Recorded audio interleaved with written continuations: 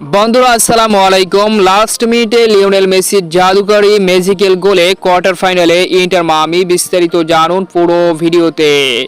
CONCACAF champions কাপের round of 16 এর দ্বিতীয় লেগের ম্যাচে ক্যাভালির বিপক্ষে মুখোমুখি হয় ইন্টার মায়ামি। দুর্দান্ত এই ম্যাচে প্রতিপক্ষের মাঠে 2-0 গোলের ব্যবধানে বিধ্বস্ত করে অসাধারণ এক জয় নিশ্চিত করে ইন্টার মায়ামি।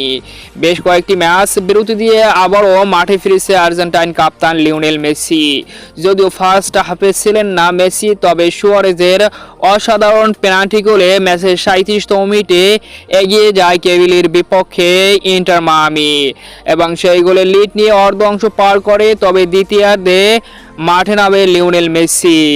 ম্যাচের 92তম মিনিটে অর্থাৎ অতিরিক্ত মিনিটে অসাধারণ এক জাদুকরী গোল করে 2-0 গোলের ব্যবধানে অবিশ্বাস্য এক জয় এনে দেয় ইন্টার মায়ামিকে লিওনেল মেসি এবং লুইস সুয়ারেজ। মেসির ফিনিশটা ছিল এক কথায় অসাধারণ এবং দু লেগের এগ্রিগেটে 4-0-তে বিধ্বস্ত করে কোয়ার্টার ফাইনাল নিশ্চিত করেছে কনকাকাফ চ্যাম্পিয়ন্স কাপে ইন্টার মায়ামি। তো অভিনন্দন ইন্টার মায়ামি, লিওনেল মেসি ও সুয়ারেজদের।